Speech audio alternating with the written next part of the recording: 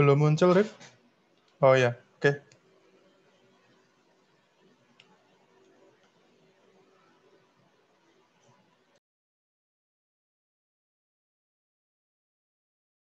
Di-unmute dulu ya.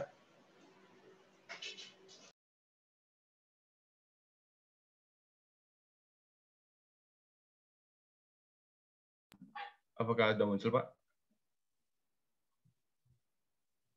Udah, silakan, Rif. Oke, siap. Ya, baik, Pak.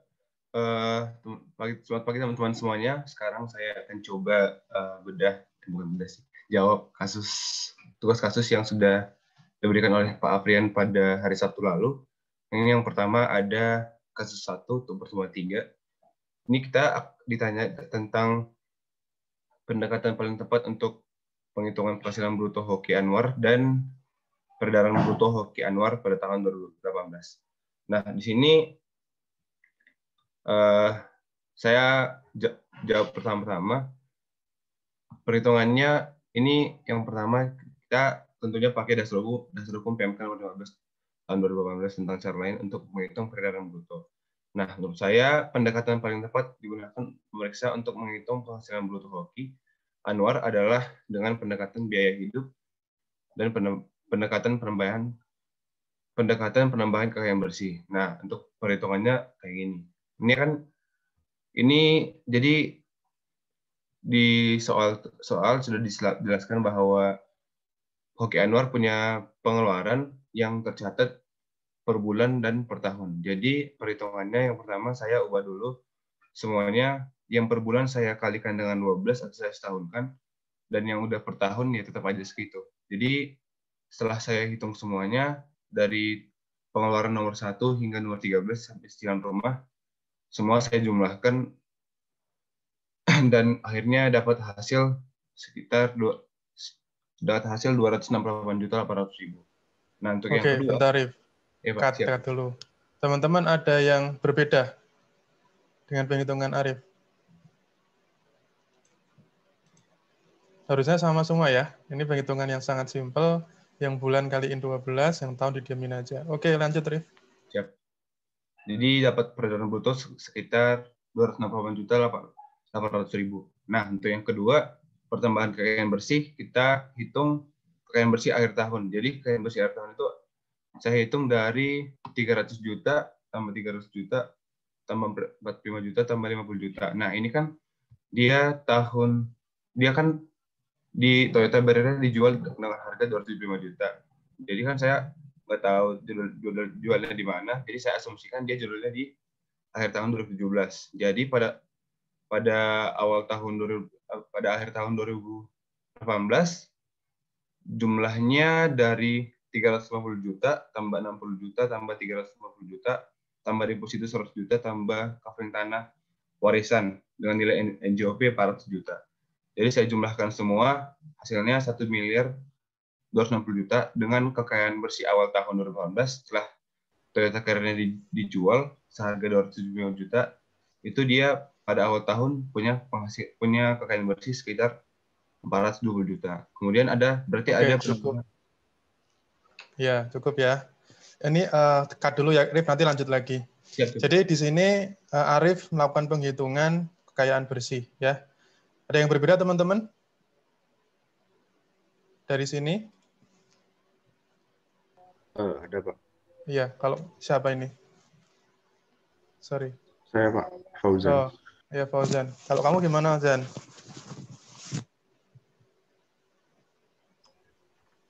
Kalau saya rumahnya tetap 300 juta. Terus hasil penjualan mobilnya 275 juta saya anggap jadi tambahan harta kas gitu, Pak. Oke.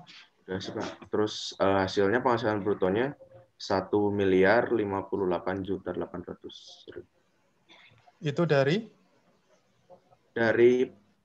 penjumlahan kenaikan harta tambah biaya hidup.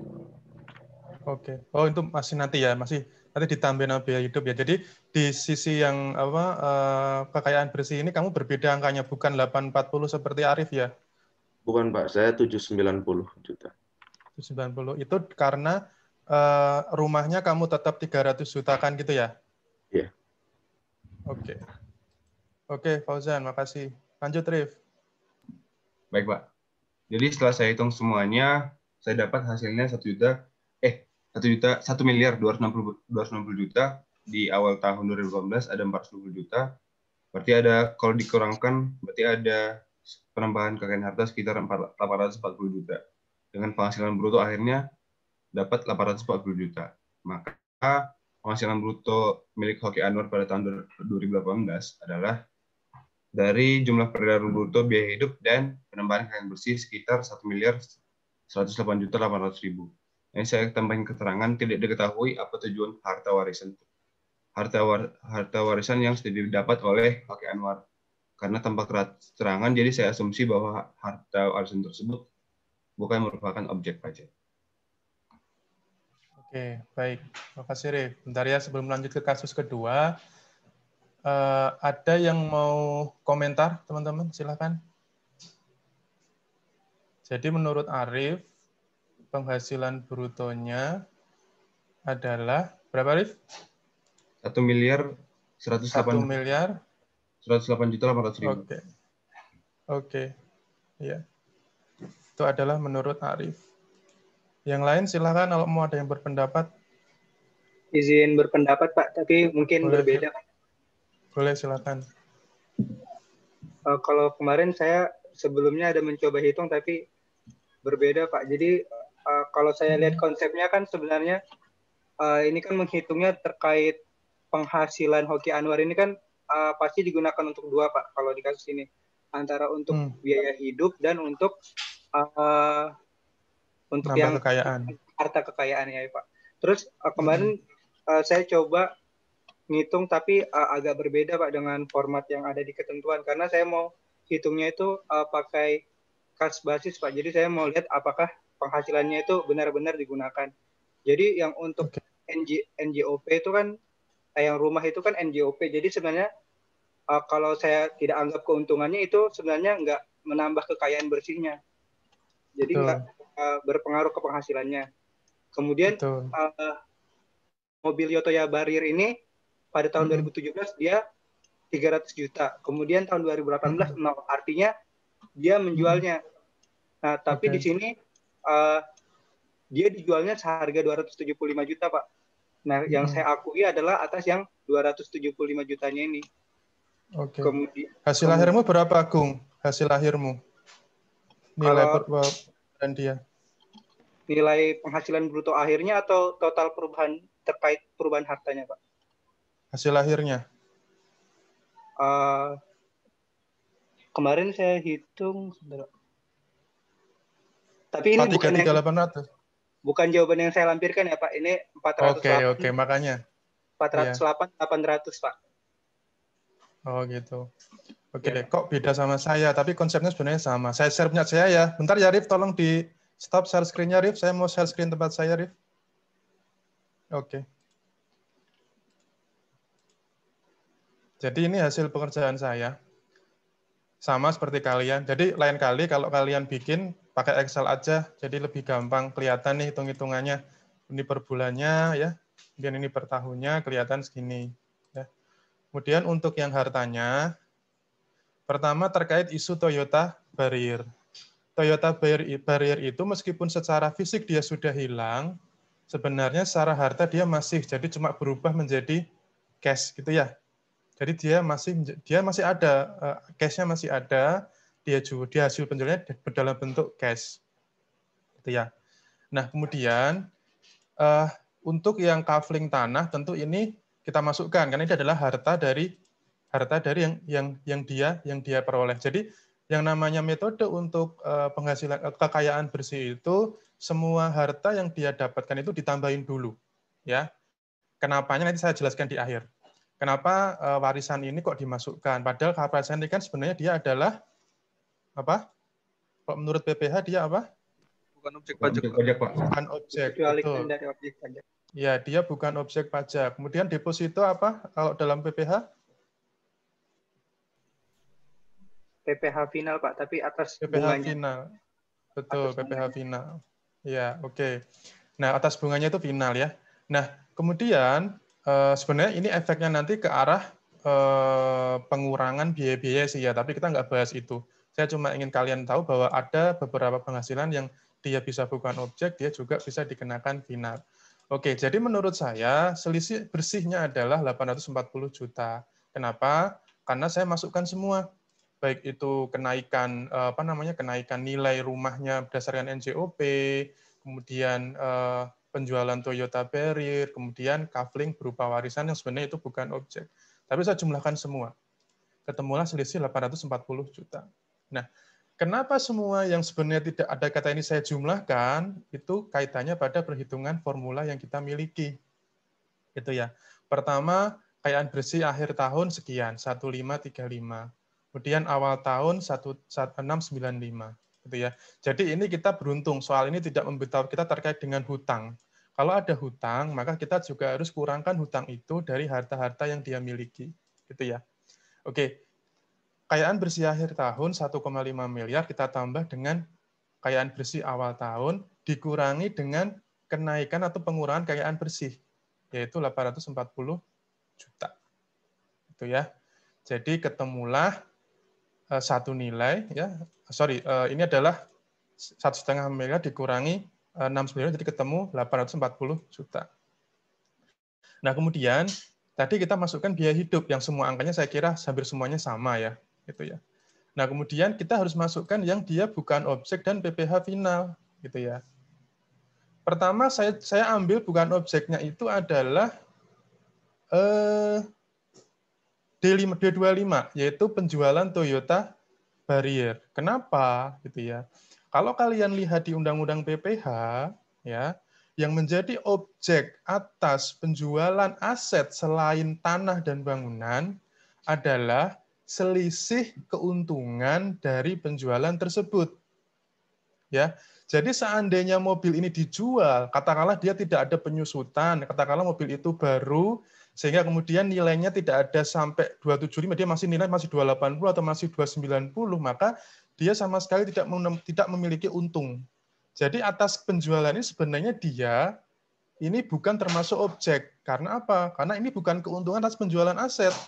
Ini adalah penjualan aset dan tidak ada keuntungan sama sekali. Gitu ya. Makanya ini saya keluarkan D21 ini. Nah, kemudian yang 50 juta ini adalah kenaikan nilai rumah yang hanya terjadi karena adanya kenaikan NJOP. Yang mana secara real sebenarnya itu bukan dalam bentuk revaluasi aset. Kita tahu bahwa yang namanya revaluasi aset yang dilakukan oleh perusahaan, misalnya, karena ini kita bicara OP ya, secara OP, jadi kita nggak ada tuh seorang OP kok dia merevaluasi itu nggak ada, karena revaluasi aset itu ada syarat-syaratnya gitu ya, ada syaratnya dipenuhi, ada dari notaris, ada dari penilai atau apa ada, dan itu nanti ada dokumennya sehingga akan mempengaruhi penyusutannya perusahaan. Tetapi kalau dalam case ini kita melihat ini adalah orang pribadi dan dampak kenaikannya hanya karena NJOP. Artinya 50 juta ini harus kita keluarkan. Dia bukan objek. Gitu ya. Nah, terakhir terkait dengan warisan. Kalian sudah tahu semua warisan adalah bukan objek pajak. Sehingga ini saya kurangkan ya. Jadi 840 saya tambah biaya hidup, saya kurangi 725. Ketemu 383. Kebanyakan dari kalian, sebentar ya. Kebanyakan dari kalian tidak mengurangi 50 juta, sehingga kebanyakan dari kalian jawabannya ini. Sorry.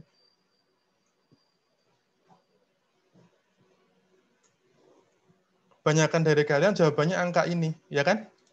Karena kalian tidak menghitung adanya kenaikan 50 juta itu sebenarnya bukan dari kenaikan penghasilan dia, tapi karena adanya penilaian dari Pemkot bahwa ada kenaikan NJOP, gitu ya. Jadi untuk soal ini harusnya ada di kisaran angka 383.800. Ada satu orang sebenarnya yang menjawab dengan angka yang sama, saya lupa siapa.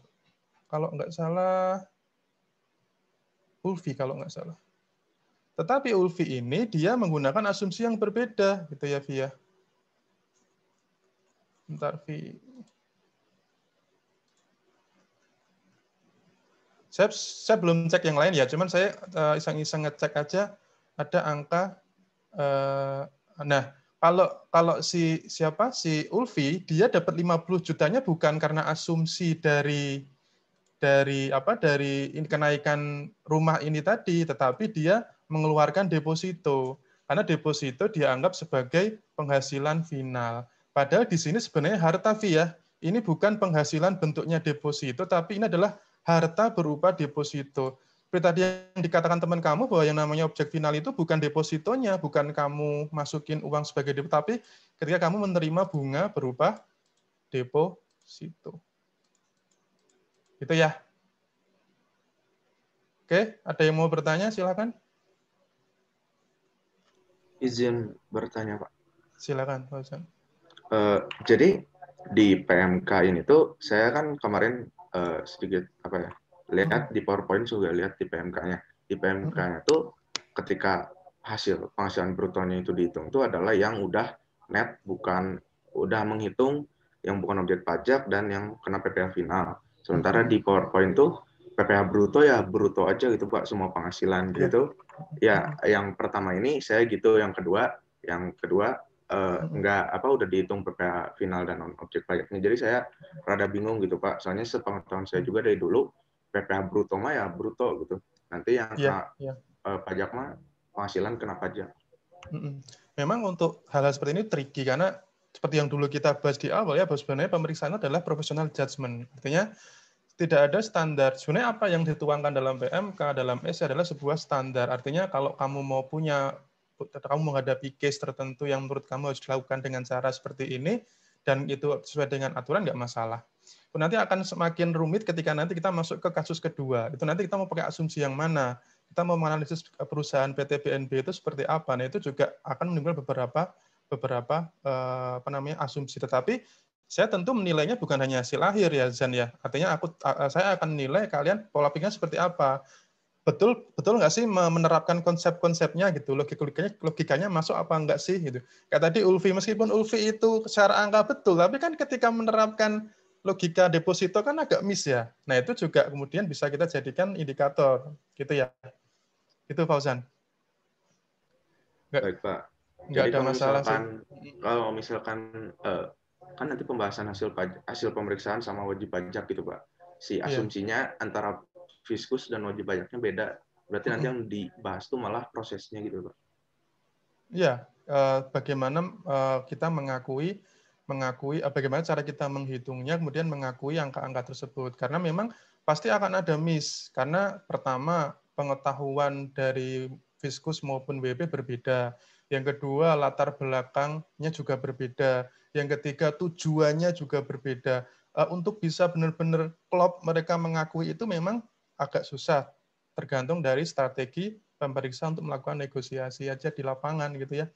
Jadi kemampuan negosiasi itu bukan negosiasi untuk tanda kutip tindakan yang tercela, tapi bagaimana agar WP itu kemudian mau mengakui konsep dari penghitungan kita, karena semua yang kita lakukan itu adalah berbasis pada peraturan yang ada. Gitu sih, Zan. Baik Pak, terima kasih. Oke ya, baik. Oke Rif, lanjut ya Rif, kasus kedua Rif, silakan. Ya Pak.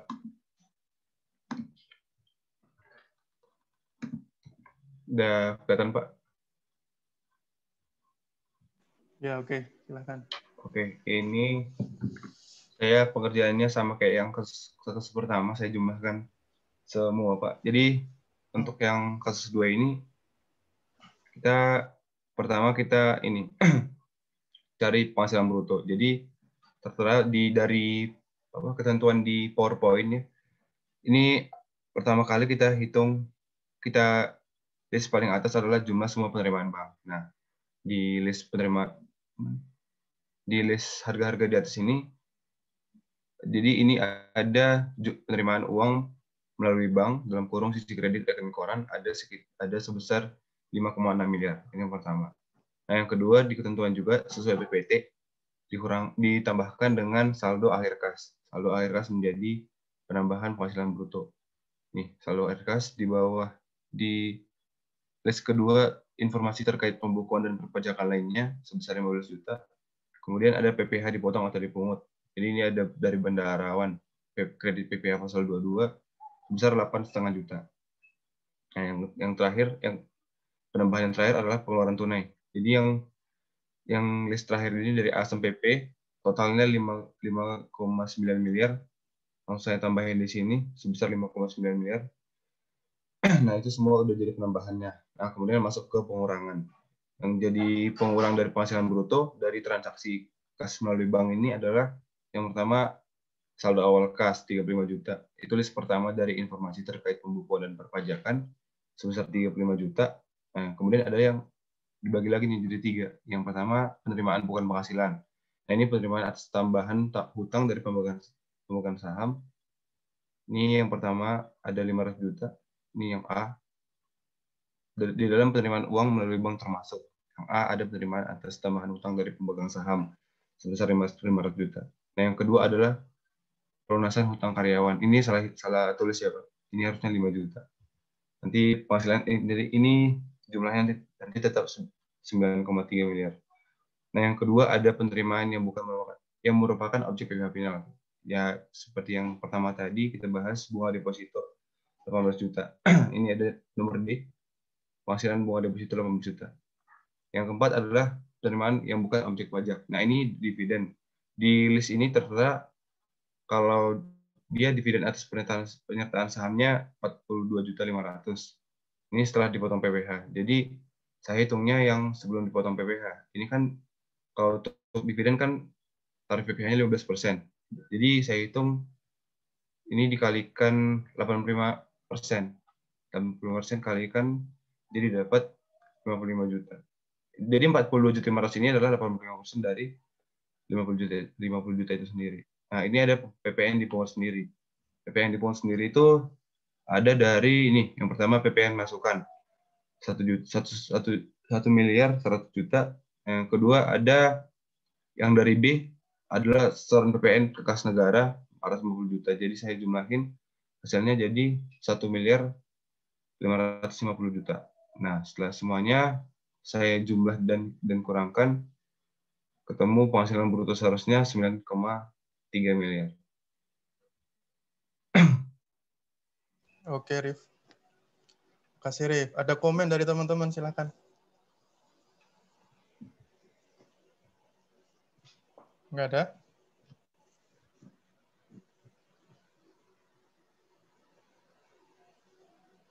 Ada nggak? Oke, baik. Makasih ya, Rif. Berarti ini metodenya metode yang Transaksi dengan bank, Pak. pendekatan kas, tunai, dan bank ya? Iya, betul. Baik. Jadi di sini, teman-teman ya, kalau kita lihat soalnya, tentu kita bisa cek bahwa ini adalah tentu menggunakan pendekatan kas, tunai, dan bank ya. Nah, ini agak tricky memang untuk pengerjaannya gitu ya. Kebanyakan dari kalian memang menggunakan angka yang sama ini. Ketemunya 9395 ini, kalau tidak salah. Sebentar. Saya cek dulu. Ya, kebanyakan 9395 ini. Ada beberapa yang berbeda ya. Sebentar.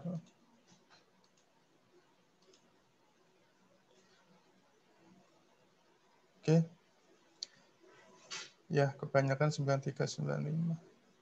Baik, ini agak tricky. Kenapa saya bilang agak tricky ya? Dalam formula yang ada di SE35 ya, di SE65 sorry. Di SE65 itu memang kita melihat adanya nah nih pengeluaran tunai ya. Pengeluaran tunai ini pasti kalian langsung serta-merta masuk ke biaya-biaya yang 5929 itu ya. Nah, di sini kita harus tahu bahwa di atas itu ada informasi terkait dengan penerimaan kas. Kenapa? Coba Arif naik, Rif. Nah, ini ada penerimaan melalui buku kas. Itu ya. Nah, coba formula itu sebenarnya, kalau kalian perhatikan, ya di poin paling atas, coba turun lagi, Rif. Oke. Di samping angka 1 itu adalah jumlah semua penerimaan bank. Ya, benar semua ini, saya yakin benar semua. Yang dimasukkan adalah hanya penerimaan dari rekening bank, yang ada di sisi rekening bank. Gitu ya. Kemudian kalian tambahkan saldo akhir, kalian kurangkan PPh potputnya, gitu ya. Sorry, kalian tambahkan PPh potputnya, ya. Kemudian, nah, pengeluaran tunai ini, kalau kalian tambahkan juga, apakah menurut kalian ada yang aneh? Ya, Sementara di aneh ya? Ya, karena ada setoran PPN kan Pak. Jadi di sini juga saya tambahin setoran PPN-nya, PPN dipungut sendiri. Jadinya 2 kali. Oke, yang saya tanya sebentar. Ke atas, Rif. Nah, di situ bilang bahwa ini adalah pembayaran atau pengeluaran dari sisi buku dan kas dan bank. Artinya di dalam huruf A sampai dengan P ini ada pembayaran yang diambil dari rekening bank. Setuju ya? Karena judulnya adalah dari buku kas dan bank sisi pengeluaran ditemukan data sebagai berikut. Jadi entah huruf yang mana saya nggak tahu, tapi yang jelas di situ ada komponen dibayar pakai rekening. Contoh paling mudahnya adalah pembayaran pembelian barang dagangan. Kenapa saya yakin di situ pasti ada komponen dibayar dari bank? Ada yang tahu kenapa saya yakin? Dari soalnya mungkin Pak disebutkan. Ya. Soalnya bilang bahwa pembelian itu bisa dibeli dengan metode kredit. Artinya dia pasti ketika dia datang ke tempat atau ketika dia pesan, ketika dia datang, katakanlah dia tipikal orang yang datang ngambil barang sendiri, dia tidak akan bayar langsung. Dia bisa saja bayar transfer melalui bank. Nah, akan aneh seandainya Anda menghitung sisi penerimaan bank, Anda tambahkan dengan sisi pengeluaran bank, kemudian Anda kalkulasikan keduanya, Anda jadikan peredaran. Clear ya? Anda punya buku tabungan nih. Anda punya buku tabungan, Anda dikasih uang bulanan oleh orang tua Anda 1 bulan 2 juta misalnya. Berarti di sisi kredit Anda ada input 2 juta rupiah. Kemudian Anda pakai buat beli pulsa, melalui kalian pakai buat ngisi GoPay misalnya, kalian pakai buat beli macam-macam, beli di Tokopedia dan sebagainya. Tentu ketika bank itu ada notif pembelian, dia akan mencatatnya di sisi debit ya, kayak gitu ya kalau di rekening bank ya. Nah, akan nggak fair kalau Anda menjumlahkan kredit Anda 2 juta tadi dengan pengeluaran Anda di sebelah debit dan Anda jumlahkan, oh itu peredaran bruto Anda. Fair nggak menurut kalian? Tidak Pak, jadi terhitung 2 kali dia. Terhitung 2 kali, betul. Jadi kalau kalian menggunakan metode rumus pengeluaran tunai ditambahkan, itu kalian akan miss banyak sekali. Kalian nggak tahu mana yang merupakan bruto atau tidak. Nah, untungnya soal ini memberi kita angka jumlah penerimaan kas. Ya, di atas coba, Rif. Nah, penerimaan kas melalui buku kas. Apalagi di situ ada bilang tidak ada transaksi dari bank ke kas. Apalagi di soal paling atas bilang bahwa PTBNP jualan batik secara eceran, di mana semua transaksinya adalah transaksi tunai. Sehingga itu tidak masuk ke bank. Artinya dia mencatatnya dalam bentuk kas. Pak, kan zaman sekarang sudah modern, nggak mungkin lah ada orang yang bisa megang cash sampai 4,5 miliar gitu ya. Misalnya kalian punya pertanyaan, nggak mungkin lah ini pasti duitnya juga dimasukin ke bank. Nah, di situ di dalam penerimaan itu dia bilang tidak ada transaksi dari bank ke kas. Artinya nggak ada dia narik tunai, nggak ada. Tetapi nggak ada informasi dia setor tunai ke bank. Iya kan? Nah, kalau kita berpikir bahwa jangan-jangan nilai yang di bank ini sebenarnya juga termasuk penerimaan kas. Tunai dia terima dari pelanggan, kemudian dia masukkan ke bank, setor tunai misalnya. Nah, kita nggak bisa pakai asumsi itu. Kenapa? Karena tidak ada informasi yang mengatakan seperti itu. Nah, karena tidak ada, kita anggap bahwa uang ini disimpan cash 4,75 juta. Pak, apakah ada di dunia nyata perusahaan yang menyimpan uang sebegitu banyaknya dalam bentuk cash, Pak? Ada. Dan itu banyak. Kenapa?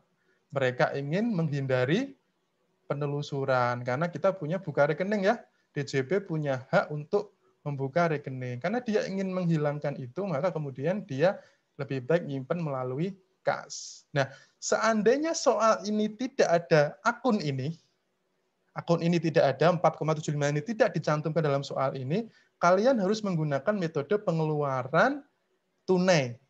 Ya, jadi kalian cek tuh, batik ini pelanggannya berapa sih, kemudian tiap hari berapa sih, kemudian nilai batiknya berapa, kalian kalkulasi, ketemulah pengeluaran. Atau kemudian orang ini dia punya berapa karyawan sih, atau dia transportnya berapa. Jadi kalian hitung pengeluaran yang dia dibayar melalui cash. Nah, karena ini sudah ada informasi terkait penerimaan kas melalui buku kas, dan itu clear bahwa itu semua adalah bersih. Kalau kita lihat daripada kita ngambil angka dari yang sisi biaya yang campur-campur tadi, lebih baik kalian masukkan di sisi yang formula tadi, bawah ya, bawah Rif. Formula tadi, dalam sisi pengeluaran tunai itu yang 5,9 itu, kalian masukkan 4750. Ya. Nah, kemudian kalian hitung, kalian sudah tahu itu apa bunga deposito, kemudian dividen 50 juta, kemudian dan sebagainya. Kalian juga sudah paham terkait dengan yang bukan penghasilan, ya, yaitu pelunasan hutang sama tambahan hutang itu bukan penghasilan, ya. Kemudian apalagi PPN dipungut sendiri kan juga sudah tahu bahwa PK total itu adalah PK itu dari setoran PPN kas negara ditambah dengan PPN masukan, itu adalah total PK-nya gitu ya. Yang dipungut sendiri. Kalau yang ini kan ada akun PPN keluaran yang dipungut pemungut, berarti itu kita kesampingkan, yang kita masukkan adalah yang dipungut sendiri. Sehingga kalau saya ketemunya adalah 9,575 miliar. Gitu ya. Nah, ini saya temukan karena saya berdasarkan asumsi-asumsi yang saya pakai. Ketika saya menggunakan asumsi biaya, mungkin saya akan sama persis dengan kalian, 9395. Tetapi karena saya menggunakan asumsi menggunakan catatan kas penerimaan yang sudah disediakan di situ, saya tidak mau terkecoh terhadap biaya-biaya yang di bawahnya, gitu ya.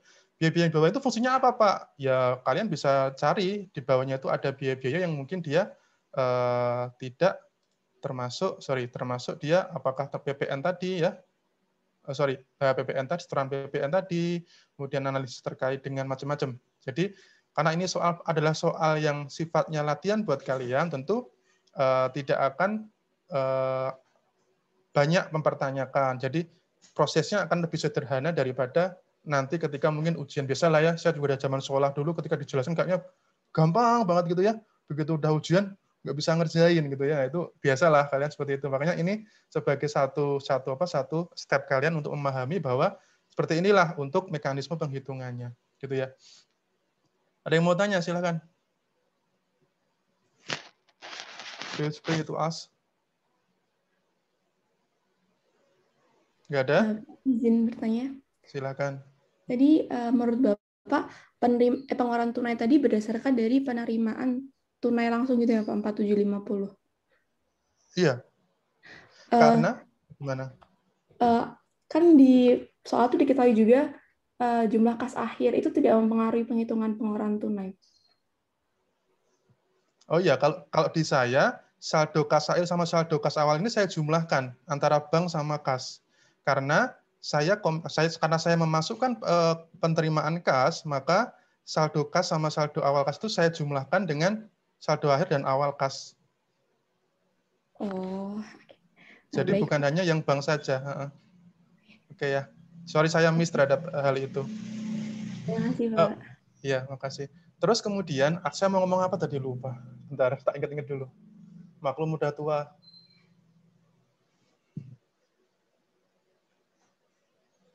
Apa ya?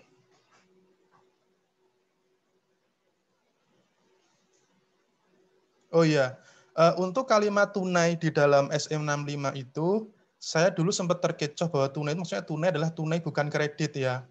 Tapi tunai di sini adalah tunai berupa kas. Kalau kalian iseng-iseng googling gitu, apa sih arti tunai? Tunai itu pembayaran langsung,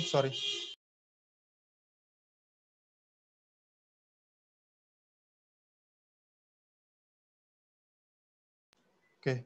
Jadi tunai itu adalah pembayaran melalui uang, mata uang. Jadi melalui pembayaran melalui uang kertas maupun uang logam. Jadi suatu saat kalau kalian menemukan soal yang bilang tunai atau kalian menemukan rumus formula yang tunai, maka kalian hati-hati, itu maksudnya bukan antara cash and credit, tapi antara tunai atau bank, gitu ya. Oke, ada yang mau tanya? Silakan. Oke, makasih ya Arif ya. Agung, silakan Gung. Izin memastikan tadi Pak, berarti tunai maksudnya tuh tunai yang pakai uang ya Pak? Kalau Ya. bayar pakai bank tapi langsung lunas, bukan tunai berarti? Bukan. Jadi memang SE65 ini saya membacanya dia seperti mengcopy paste dari istilah cash and bank. Jadi cash and bank itu maksudnya adalah kas dan bank. Maksudnya adalah pembayaran yang melalui tunai, melalui duit, dan pembayaran melalui transfer bank. Jadi biar kalian itu aja tidak terjebak dalam istilah aja, karena memang secara kadang-kadang kita nggak tahu tuh sebenarnya bahasa bakunya itu apa sih. Ternyata bahasa baku bayar pakai uang itu dalam bahasa bakunya itu cash, memang tunai gitu ya. Tunai itu maksudnya bayar dengan uang, mata uang gitu. Oke ya. Terima kasih Pak. Sama-sama. Oke, Rif, makasih ya Rif ya atas paparannya. Besok lagi jangan telat Rif, nanti biar yang lain yang presentasi Rif ya. Ya, Pak. Oke, sudah Ya, Pak. bisa di stop share screen-nya Rif. Baik, Pak. Baik, teman-teman, sekali lagi saya kasih kesempatan, ada yang mau bertanya silakan. Pak, boleh bertanya tentang kasus 1, Pak? Boleh, Ulfi, silakan. Saya masih kurang paham konsep rumah cicilan, Pak. Itu diakui sebagai hartanya itu pas udah lunas, maksudnya di awal itu diakui sebesar jumlah nilai rumahnya langsung atau pas cicilannya, Pak? Jadi kan nilainya itu rumahnya 300. Terus? 300 juta. Nah, itu cicilan dan belum lunas. Berarti kan di setiap tahun masih ada cicilan, Pak. Nah, itu setiap tahun pas cicilannya itu diakui juga nggak, Pak? Kalau misalnya cicilan.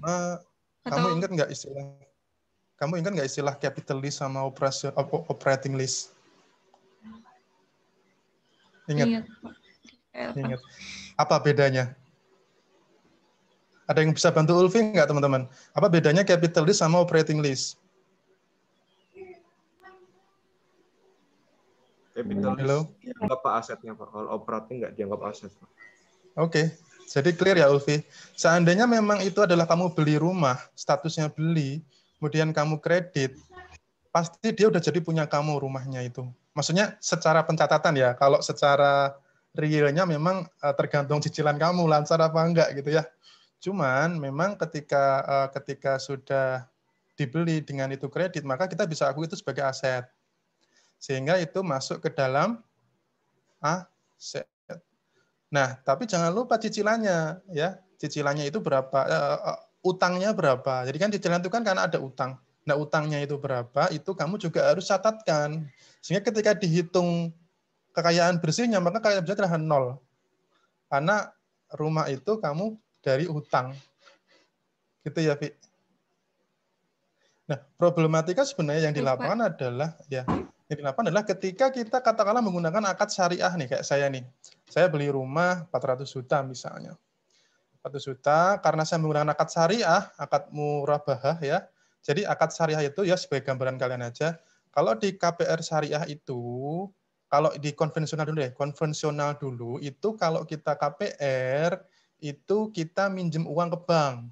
Jadi bang, aku mau beli rumah di Depok nih, aku pinjem uangnya ya, nanti tak kembalian lebih. Nah, itu adalah konvensional. Tapi kalau syariah, bang, aku mau beli rumah nih di Depok, aku mau pakai KPR-mu. Oke, rumahnya mana, Fri? Rumahnya itu, Bang. Oke, rumahnya tak beli dulu ya, Fri. Tapi nanti kamu bayarnya ke aku nyicil, tapi total bayarmu adalah 700 juta, Fri. Karena kan kamu nyicil 15 tahun tuh. Jadi kan uang pasti nilainya akan turun. Makanya harganya tak naikin jadi 700 juta. Kamu mau apa enggak? Kalau mau, ya yuk akad. Kita akad jual beli. Jadi nanti dia akad jual beli dengan developer, kemudian saya akad jual beli dengan si bank. Nah, Kenapa? Nah itulah kenapa syariah itu sebenarnya dianggapnya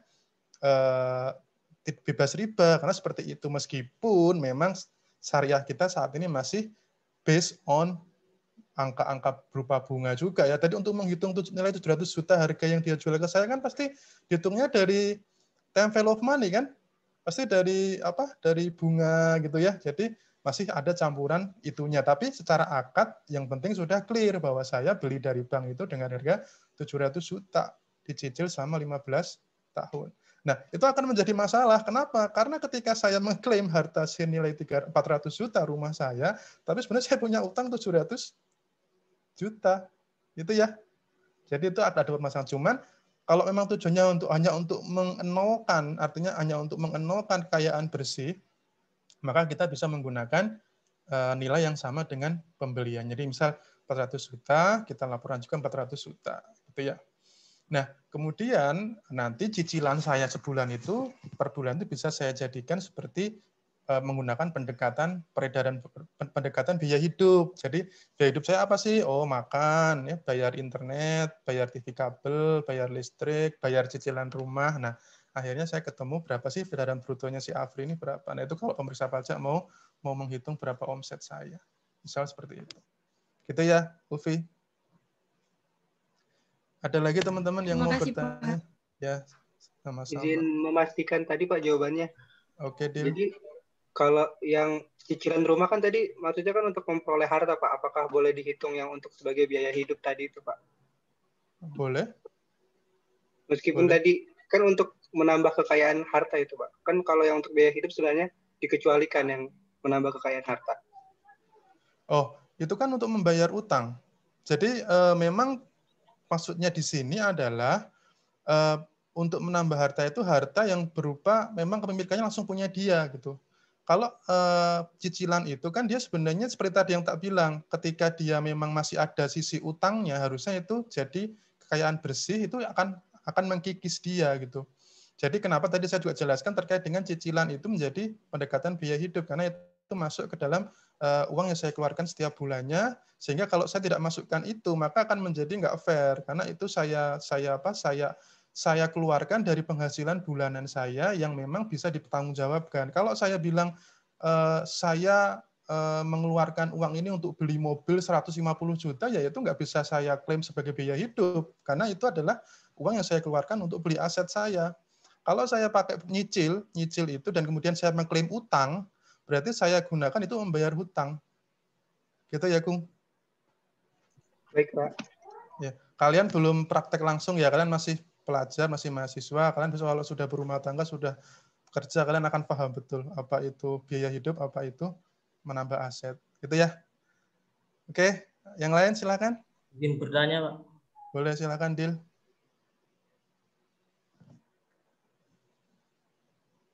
Halo, Dil. Tes. Ya. Tes. Ya, silakan, Dil. Freeze tadi, Dil. Tadi ngetok, Pak. Oh. Yang pertama itu kan soalnya yang pengeluaran per bulan kan menjadi setahun kan dikali 12. Kalau yang setahun kan masih tetap gitu, Pak. Tanpa ada kayak seperti koreksi fiskal gitu, Pak. Jadi kan yang soal nomor 1 ini kan misalnya kalau ada koreksi fiskal itu seperti apa, Pak? Atau nggak mungkin ada koreksi? Toh kayak sumbangan gitu kan nggak dikoreksi, Pak. Kalau ya, betul. Ini kan sumbangan dan lain-lain nggak dikoreksi. Kalau koreksinya seperti apa gitu, Pak? Iya, tentu itu semua nanti masuk ke dalam pembahasan dengan wajib pajak ya, Dil. Jadi saya tadi bilang bahwa sebenarnya apa yang dituangkan dalam SE 65 PMK itu adalah hal-hal terkait dengan standar. Jadi yang penting kita pakai standar itu, kita hitung. Nah nanti ketika ada pembahasan itu, BP akan menjelaskan, Pak, mohon maaf, ini sebenarnya buat ini. Jadi kenapa dalam pembahasan itu wajib pajak harus hadir? Karena memang itu kepentingannya. Karena kita kan terbatas pengetahuannya. Misal saya nih sering banget dapat data dari PKP, dari Direktorat PKP ya di kantor pusat, bilang bahwa Afrian tolong ini dicek, ini ada pembelian barang seharga 700 juta yang dilakukan oleh seorang yang tidak punya NPWP misalnya. Oke, saya cek, saya suratin, saya cek, BP saya panggil ya, Ternyata ketika BP saya panggil, dia bilang gini, Pak, saya itu mahasiswa, saya habis dibelikan mobil oleh orang tua saya, harganya 700 juta atas nama saya. Terus gimana? Yaudah, kamu bikin aja surat pernyataan bahwa kamu dibelikan orang tua kamu tanda tangan bermeterai, orang tua kamu juga bermeterai. Nah, akhirnya saya trace orang tuanya. Oh benar, orang tuanya setahun penghasilannya total 3 miliar. Kan wajar. Ya, orang tua punya harta 3 miliar, punya penghasilan 3 miliar setahun, dia beli 700 juta buat anaknya kan, ya itu kayak kita bersihin aja, sing gitu, keluar 700 juta, gitu ya. Nah, jadi yang bikin kalian besok godaannya berat juga gitu, kalau kerja di pajak, lihat SPT orang-orang itu kalian jangan kaget. Banyak orang-orang kaya di Indonesia, penghasilannya 3 miliar setahun, 5 miliar setahun. Jadi kalian jangan minder, yang penting kerja yang baik, dapat penghasilan yang halal ya. Ada lagi? Silakan. Oke, kalau tidak ada kita lanjut ke materi ya. Izin, Pak. Oh, boleh, silakan, Dil. Masih banyak, Pak. Oh, masih banyak. Oke, silakan. Ya, untuk memastikan aja, Pak, tadi yang pengeluaran tunai itu berarti yang selain bank atau kredit juga, Pak? Iya. Selain bank dan kredit juga, Pak? Pokoknya yang dibayar tunai itu dibayar apa? Dibayar cash gitu ya. Jadi kalau kamu nikah dibayar tunai ya, itu dibayarnya tunai, bukan ditransfer. Untuk nomor 2, Bapak kira-kira ada perhitungannya nggak? Ada, nanti saya kirim deh. Baik, Pak. Terima kasih, Pak. Oke. Dah? Fadil nih, penasaran dia kayaknya. Sudah ada perhitungannya soalnya, Pak. Sudah cukup, Pak. Oke. Oke, bentar ya. Saya mau share dulu.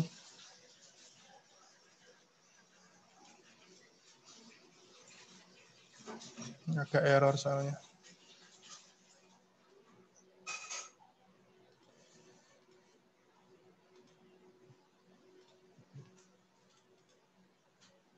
Bentar, masih error. Sambil saya ngabsen dulu ya.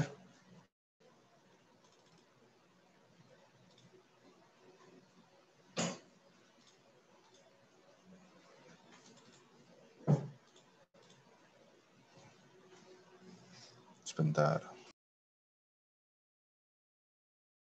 Laptop saya tuh kok buat klik kanan, mau open with gitu kok itu ya, hang ya.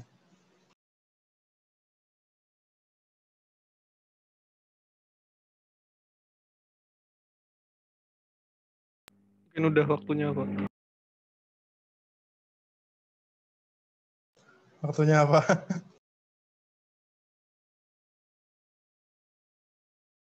Disusutkan semuanya kali, Pak.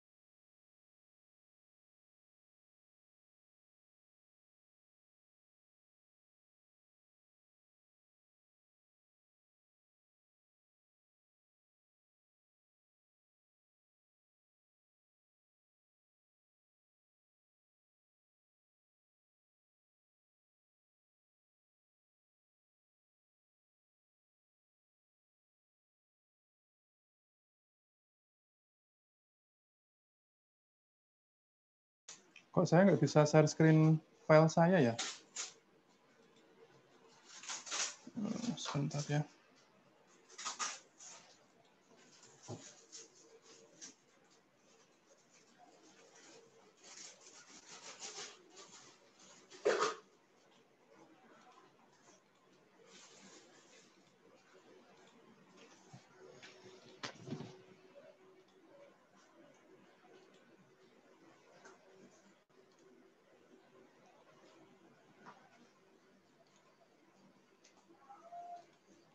Seseorang bisa tolong share screen, coba share screen Kak?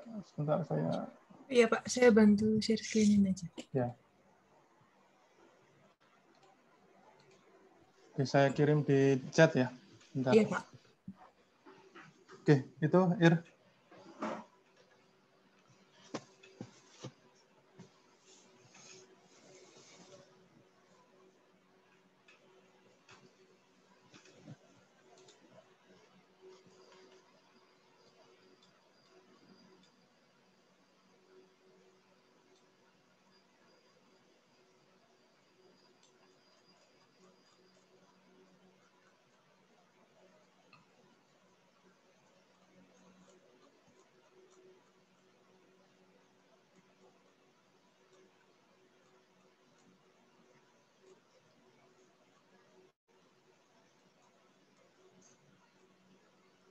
Sudah terlihat Pak.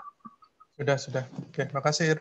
Iya Pak. Baik, teman-teman, kita masuk ke pertemuan keempat, kelanjutan dari yang kemarin ya. Oke, selanjutnya. Nah, di sini kita belajar teknik dan prosedurnya ya, lebih detail lagi. Lanjut. Nah, di sini teknik dan prosedur ini ya, ini kan diatur dalam PR 04. Nah, dia sebenarnya didefinisikan sebagai cara-cara untuk pengumpulan bukti, ya, kemudian pengujian, dan atau pembuktian yang dikembangkan oleh pemeriksa pajak. Jadi, di sini kita untuk mencari cara atau cara-cara untuk mencari bukti ya, mengumpulkannya, kemudian menguji dan juga membuktikan. Nah, kalau prosedur sendiri dia didefinisikan sebagai sebuah atau serangkaian langkah ya, itu bentuknya berupa petunjuk yang biasanya tertulis atau mungkin petunjuk lain yang sifatnya suara, kemudian atau hal-hal lain yang mendukung bukti yang kita temukan, gitu ya. Jadi ada langkah-langkahnya untuk mencari tahu, menemukan, serta untuk menguji. Gitu ya. Nah, jenisnya apa saja? Ya, tentu jenisnya ada banyak ya. Kalian tidak perlu menghafalkan ini. Yang jelas ada dari A sampai dengan P sampai dengan Q. Coba lanjut. Ir.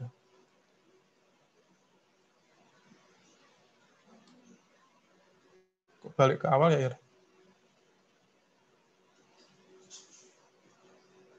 Nah, sampai ke Q ya. Mulai dari tadi pemanfaatan informasi sampai ke teknik-teknik pemeriksaan lainnya.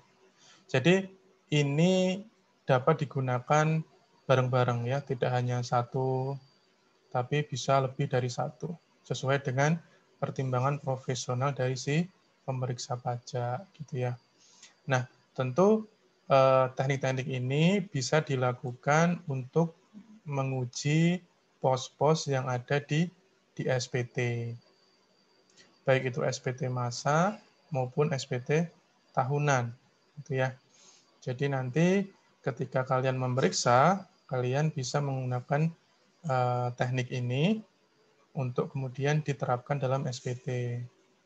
Tentu kalian harus punya pemahaman yang bagus dalam memahami SPT, ya, baik itu tahunan maupun masa. Kira-kira mana yang terkait, mana yang bisa dijadikan alat, gitu ya. Nah, pertama kita akan lihat, lanjut, It. Nah, pemanfaatan informasi itu bisa dari internal, bisa dari eksternal, gitu ya. Nah, informasi internal itu apa? Nah, ada namanya alat keterangan. Jadi ketika setiap pegawai pajak itu menemukan informasi, katakanlah si siapa Agung nih, Agung lagi sepedaan, misalnya hobinya naik sepeda, loh. Kemudian dia nggak tahu deh naik sepeda atau enggak, pokoknya anggap aja dia hobinya naik sepeda gitu ya. Dia naik sepeda, nemuin ada orang rumahnya gede banget nih. Kemudian dia tanya-tanya, oh ternyata rumah ini milik bapak ini. Dia iseng googling gitu, bapak ini kerja di sini dan sebagainya. Akhirnya dia punya data nih, punya informasi. Nah, itu dimasukkan dalam ALKET namanya, alat keterangan ya. Ini bisa jadi informasi internal. Kemudian profil wajib pajak ya, tentu saja kita bisa pakai itu, hasil pemeriksaan sebelumnya, putusan keberatan, putusan banding, dan IDLP. IDLP ini untuk langkah masuk ke ranah pidana ya. Jadi kalau ada IDLP itu nanti bisa dikaji untuk masuk ke pemeriksaan bukti permulaan maupun ke penyidikan. Nah, bagaimana cara informasi internal ini memberikan informasi bagi pemeriksa? Ya, tentu saja ketika ada informasi-informasi yang sifatnya adalah menguatkan. Misal, dalam kasus yang sama, ternyata keputusan banding menyebutkan bahwa itu dimenangkan oleh DJP. Artinya, kita punya informasi bahwa ternyata untuk case-case seperti itu pengadilan pajak menganggap apa yang kita lakukan sudah benar. Artinya, kita bisa menggunakan itu untuk dijadikan sebagai teknik kita dalam melakukan pemeriksaan misalnya. Nah, kemudian ada juga terkait dengan informasi yang eksternal ya. Tentu ini kalian juga sangat familiar ya. Ada dari internet ya, dari TikTok, dari Facebook, dari Instagram, dari YouTube ya. Kan sekarang zamannya orang-orang pamer ya. Kemarin sempat itu heboh si Ade Armando mengomentari Atta Halilintar ya. Nah, ya udahlah kita nggak usah bahas, cuman ketika orang-orang sudah mulai menampilkan kekayaannya, maka itu jadi santapan lezat bagi pegawai pajak gitu ya. Jadi kita lebih mudah untuk mencari informasi. Saya jadi ingat ada satu orang yang kemudian membedakan apa bedanya, misalnya ada laki-laki sama perempuan nih, dua-duanya sama-sama suka memamerkan suatu hal apa aja itu ya, baik itu harta, baik itu prestasinya, begitu. Kalian merhatiin nggak kira-kira apa bedanya cowok sama cewek dalam memamerkan apa yang dia punya? Tujuannya apa? Atau cara mereka mamerinnya gimana? Merhatiin nggak?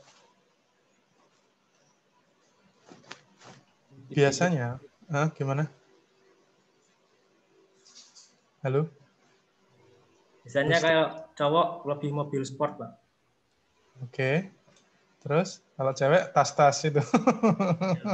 Ya iyalah, masa cowok mamerinya tas-tas gitu. Jadi kalau kalian perhatiin, biasanya kalau cewek itu dia pamer hanya untuk menunjukkan bahwa dia punya. Ini loh, aku punya tas ini, aku punya baju ini, aku punya handphone ini, aku punya laptop Apple atau dan sebagainya. Tapi kalau cowok itu pamernya gini, ini loh yang udah tak capai, ini semua berkat usahaku sendiri, ini semua berkat kerja kerasku, gitu kan? Pasti kayak gitu, karena memang cowok itu takdirnya adalah dia merasa ingin dihargai, sehingga ketika dia merasa bahwa dia sudah bekerja keras, sudah menghasilkan banyak hal itu, dia ingin menunjukkan bahwa dia itu sudah bekerja keras.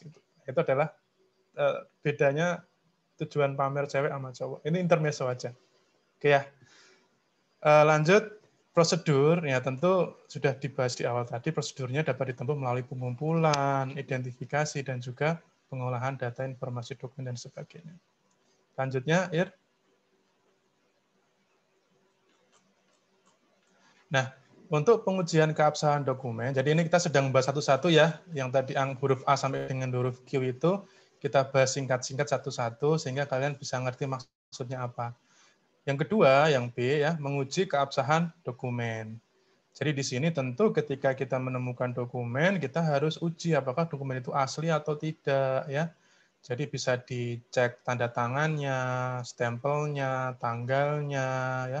Kalau ada tanggal-tanggal yang nggak make sense juga kalian harus aware. Ya, kok tanggal segini padahal kamu dapatnya tanggal segini gitu. Jadi kok lebih mendahului kamu dapatnya misalnya, atau melebihi tanggalnya, melebihi kamu dapatnya dan sebagainya. Kemudian klarifikasi, misalnya itu data dari BPN, dia menunjukkan sebuah sertifikat tanah misalnya, maka kita harus klarifikasi ke BPN, apakah tanah ini, apakah sertifikat ini asli atau tidak. Kemudian bikin surat pernyataan, nah ini juga langkah terakhir biasanya.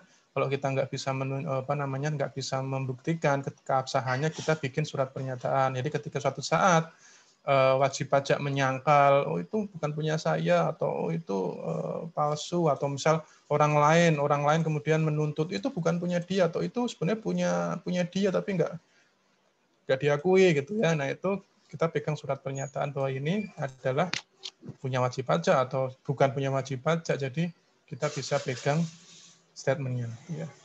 Kemudian lanjut Nah evaluasi ya. Evaluasi ini tentu harus dilakukan ya. Kita menilai apakah dokumennya, apakah kegiatannya, apakah sistemnya itu sudah dilaksanakan dengan baik ya. Biasanya evaluasi itu ada dua tahap ya. Pertama adalah evaluasi sebelum kegiatan, sebelum proses pemeriksaan, dan juga ada evaluasi setelah proses pemeriksaan gitu ya. Nah, jadi kita baca pre-test dan post-test gitu ya. Nah, untuk yang sebelum proses pemeriksaan ini gunanya untuk mengukur tingkat kepatuhan. Gitu ya, dan juga kita juga bisa mengukur efektif tidaknya rencana pemeriksaan ya, audit plan yang sudah kita susun. Nah, kalau evaluasi yang dilakukan setelah proses pemeriksaan itu untuk menilai apakah pemeriksaan yang kita sudah lakukan itu sesuai dengan ketentuan formal atau tidak, itu ya. Jadi harus ada evaluasi. Nah, bagaimana prosedurnya ya? Tentu kalian bisa pertama kalian pahami dulu gambaran umum dan ketentuan usaha wajib pajak, akte-aktenya, pemilikannya, prosesnya dan sebagainya. Jadi sebenarnya ini semua pegawai pajak harus melakukan ini ya. Kalau kalian mau menggali potensi, misalnya kalian mau meneliti perusahaan perkebunan sawit ya, kelapa sawit gitu, kalian harus pahami dulu apa itu TPS, apa itu macam-macam, apa itu pabrik kelapa PKS dan sebagainya. Jadi kalian harus pelajari baru kalian bisa paham. Kalau kalian tidak paham, kalian tidak akan bisa menemukan apapun gitu ya. Kemudian cek kelengkapan SPT-nya. Nah, ini prosedurnya pre-test maupun evaluasi untuk pre-test maupun post-test ya. Identifikasi jenis pajak yang dia harus wajib dia lakukan ya. Kemudian dan sebagainya. Sampai ke huruf C. Jadi dan sebagainya ini di huruf C tentu selalu ada untuk kalian bisa memetakan kira-kira apa-apa sih yang diperlu untuk dilakukan, apa-apa yang tidak. Kalau emang ada tambahan ya bisa ditambahkan, terserah kalian. Sekali lagi adalah terkait dengan professional judgment gitu ya. Kelanjutannya Irta lanjut. Nah, kemudian analisis angka-angka ya. Jadi di sini kita harus menelaah dan mengurai angka-angka serta hubungannya dengan pos lain. Apakah wajar atau tidak? Misalnya nih, kalau dia mengklaim adanya beban penyusutan, misalnya penyusutan apalah, katakanlah penyusutan mesin misalnya ya, atau penyusutan kendaraan misalnya. Kemudian kalian bandingkan dengan penambahan nilai aktifannya atau berapa nilai aktiva mesin itu ya, itu harus kalian hubungkan. Oh, ini kok nggak match antara nilai dengan penyusutannya misalnya. Nah, nanti kita akan temukan biasanya oh dia menyusutkannya tidak secara tidak secara benar karena dia masih menggunakan penyusutan secara komersial bukan secara fiskal. Kemudian contoh lain lagi misal biaya pemasaran dengan biaya penjualan. Biaya pemasaranmu gede banget gitu ya, tapi penjualanmu kok kecil. Nah, ada permasalahan apa? Kita klarifikasi gitu ya. Kemudian pengangkutan juga ya. Jadi kalau pengangkutan tentu ada hubungannya dengan penjualan. Misal dia adalah perusahaan penjualan mebel misalnya, kemudian dia buka toko besar ya. Kemudian dia menyediakan jasa pengantaran sampai ke rumah ya. Kalau biaya transportasinya atau biaya pengangkutannya gede tapi dia menjualnya sedikit kan jadinya tidak nyambung, gitu ya, tidak make sense. Kemudian tentu yang paling mudah kita teliti adalah terkait dengan biaya bunga dan pinjaman, ya. Kalau dia ada pinjaman, tentu harusnya ada bunga. Atau kebalikannya, kalau ada bunga harusnya ada pinjaman utang, ya. Itu harus kalian cek. Nah, kalau ini prosedurnya cukup mudah, ya. Kalian tinggal hitung matematis saja penjumlahan, pengurangan, pengalihan, pembagian, ya. Kemudian kalian bandingkan dokumen-dokumen ya antara SPT, kemudian dengan laporan keuangan, kemudian bandingkan dengan tahun sebelumnya ya apakah ada kenaikan signifikan atau tidak. Nah, biasanya perbandingan tahun sebelumnya ini bisa juga kita lakukan dengan metode rasio. Tahun lalu rasio laba kotormu sekian, kok tahun ini sekian, ada masalah apa? Apa kamu kamu beli dari supplier yang lebih mahal? Kalau iya mana buktinya gitu. Gitu-gitulah. Jadi bisa kalian jadikan bahan untuk mengevaluasi WP. Kemudian tentu kalian juga lakukan analisis rasio. Ya, ini analisis terkait dengan angka-angka. Jadi kalau sudah dapat angkanya, kalian tinggal analisis. Selanjutnya, oke.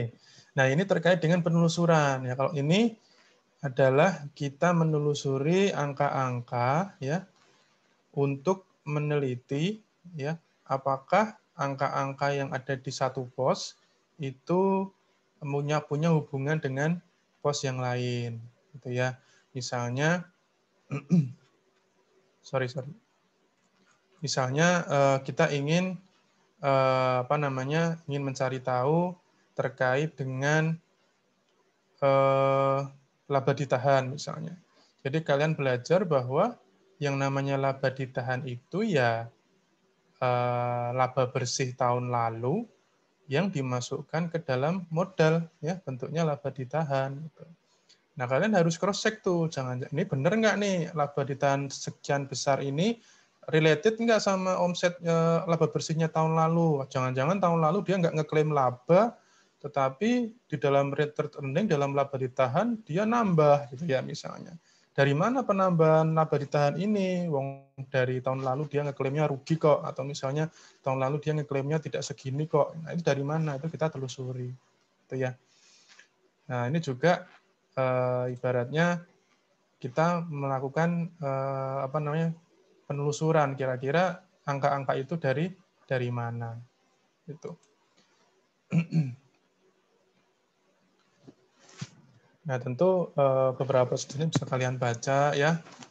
Kira-kira transaksi apa yang berkaitan dengan pos, kemudian klasifikasi jenisnya, ya, kemudian dokumen-dokumen pendukungnya, kemudian tentu lakukan penelusuran ya pada neraca maupun laporan laba rugi, ya, pada saldo buku besar dan sebagainya. Seperti yang tadi saya contohkan terkait dengan laba ditahan misalnya. Nah, lanjut Irta. Nah, penelusuran bukti. Nah, setelah tadi terkait dengan penelusuran angka, sekarang kita telusuri buktinya. Ya, jadi kan sebenarnya apapun yang tertuang di dalam angka-angka laporan keuangan atau SPT itu kan harusnya ada buktinya ya. Angka-angka itu tidak turun dari langit, tetapi ada proses selama 1 tahun berjalan, gitu ya. Nah, kita harus telusuri apakah memang angka-angka itu ada buktinya.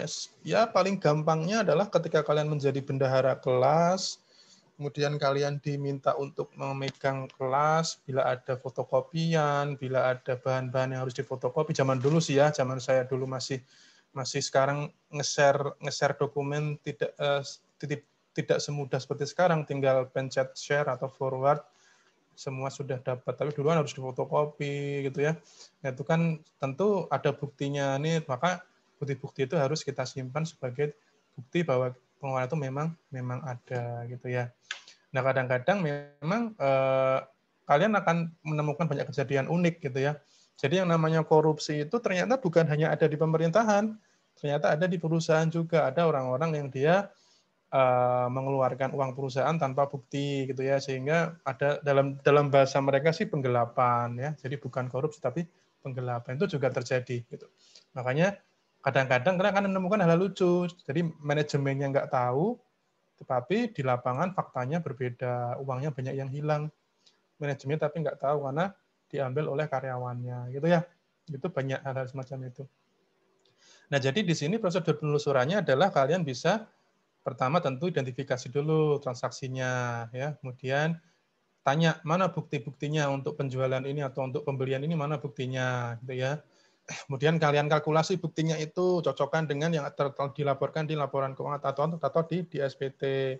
Dan kalian cek tuh buktinya ini valid atau tidak. Kalau kamu mau konfirmasi ya silahkan. Misal ini dibeli dari PT XYZ, kalian hubungi PT XYZ, benar nggak sih? Hei PT XYZ, kamu benar nggak pernah transaksi sama PT ABC? Oh kalau benar berarti itu valid. Gitu ya. Jadi kalian bisa telusuri apakah bukti itu ada, kemudian kalau ada apakah bukti itu valid. Lanjut Irta.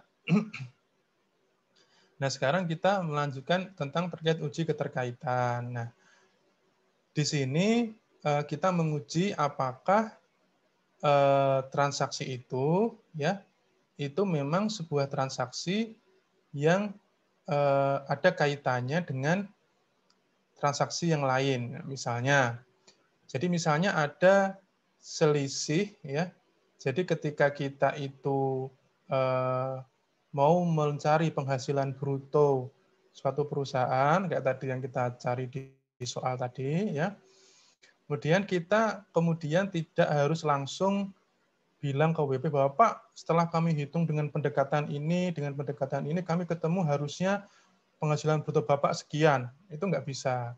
Karena kita sebagai pemeriksa harus juga menguji berdasarkan bukti yang diperoleh. Ya, apakah penghasilan itu, apakah yang kita temukan ternyata adalah hal-hal lain yang kita tidak tahu. Misalnya, oh ternyata penghasilan ini bukan merupakan penghasilan dia, karena ternyata beliau ini ditunjuk sebagai bendahara RT misalnya. Karena beliau ditunjuk sebagai bendahara RT dan dia menggunakan rekening pribadi untuk menerima kas RT, maka ini harusnya dikeluarkan. Hal semacam itu ya. Jadi kita harus uji apakah memang yang masuk itu ada kaitannya dengan usaha dia. Nah, sama juga kalau kita mau ngitung, katakanlah kita mau ngitung penyerahan nih. Kita lagi memeriksa PPN, misalnya penyerahan kena pajaknya berapa sih yang benar gitu ya. Nah, ketika kita mendapatkan nilai, misalnya katakanlah nilai 1 miliar, kita nggak boleh serta-merta kemudian menganggap itu yang benar, karena kita harus cek lagi, kita telusuri, kita uji apakah semua penyerahan ini, semua pemberian barang ini adalah pemberian barang yang untuk usaha. Jangan-jangan dia menyerahkan itu untuk katakanlah untuk sumbangan ke panti asuhan misalnya, karena dia jualan barang yang katakanlah dia jualan buku atau dia jualan tas misalnya, dia menyerahkan ke panti asuhan, ya itu harus kita keluarkan gitu ya. Jadi di sini kalau kita lihat prosedurnya biasanya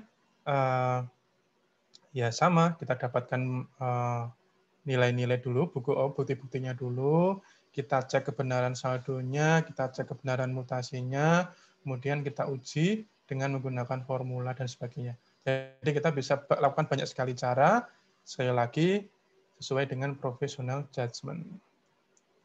Gitu ya. Kemudian terkait dengan pos-posnya apa saja, ya misal ini ada penghasilan bruto yang tunai, yang cash, itu dicek dengan uang muka, kemudian dengan penerimaan kas atau bank, gitu ya. Kemudian yang sifatnya akrual itu terkait dengan piutang tentu saja. Kemudian pembelian juga gitu, terkait dengan utang, ya. Kemudian barang terkait dengan persediaan. Ini hal-hal yang saling terkait. Nah, untuk pengujiannya, ya, kita coba untuk pengujiannya bisa meliputi pengujian yang bermacam-macam. Coba next, Irta. Nah, untuk pengujian keterkaitan ini biasanya dibagi menjadi 4, yaitu pengujian arus barang, kemudian pengujian arus uang, kemudian pengujian arus piutang, dan juga pengujian arus utang. Ya, sama seperti yang tadi kita bahas di awal sebentar terkait dengan beberapa hal. Nah, pertama kita bahas dulu terkait dengan pengujian arus barang. Nah, ini dilakukan untuk meyakini sebenarnya barang-barang yang keluar dari gudang, entah itu dijual, entah itu digunakan, itu adalah pasti bahwa benar-benar terjadi, gitu ya. Sehingga dan itu juga kita harus cek apakah nanti barang-barang itu apakah itu dijual, apakah itu dipakai sendiri, apakah itu barang yang rusak, ataukah dia mengeluarkannya sebagai sampel untuk promosi, atau kemudian dia ada retur pembelian, dan sebagainya. Ataukah dia menggunakan FOB destination atau FOB shipping point, kalau kalian ingat bahwa untuk FOB destination itu tanggung jawabnya masih ada di penjual, ya, sampai dengan barang itu sampai ke pembelinya. Makanya itu kita harus menguji arus barangnya. Nah, formulanya apa? Formulanya di sini. Ini adalah formula standar. Kalian bisa kemudian memodifikasi, yang penting konsepnya sama, bahwa untuk mencari tahu berapa barang yang keluar, kita harus mencari dengan metode saldo awal berapa, nambah barangnya berapa, kemudian sisanya berapa. Ketemulah barang yang keluar atau barang yang dijual. Nah, biasanya nilai barang yang keluar ini bisa kita gunakan sebagai dasar untuk menghitung HPP atau harga pokok penjualan, ya. Jadi seandainya misalnya itu yang barang yang dijual itu adalah barang yang homogen, semuanya sama, bisa tinggal kita kalikan nih, misal berapa jumlah barang yang keluar itu, kita kalikan harganya, kemudian kita ketemu HPP-nya, ya, ketemu harga pokoknya. Jadi bisa kita cross check dengan HPP yang dia laporkan baik dalam laporan keuangan maupun dalam SPT. Nah, ini adalah kita menguji dengan pengujian arus barang. Ini cukup mudah ya. Kita hanya ingin menguji apakah nilai sisa barang yang di gudang itu bisa membuktikan bahwa HPP-nya itu betul. Itu ya. Nah, kemudian pengujian arus uang tentu saja.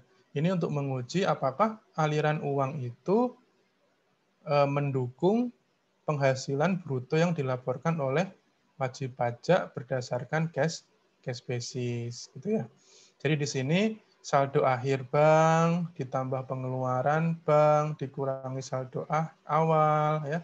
Kemudian penyesuaian non penghasilan, dan ini seperti yang pernah kita lakukan tadi ketika kita menghitung menggunakan pendekatan tunai dan bank. Intinya adalah sama dengan arus barang tadi, cuman yang kita pakai adalah duitnya, gitu ya. Oke, lanjut Irta.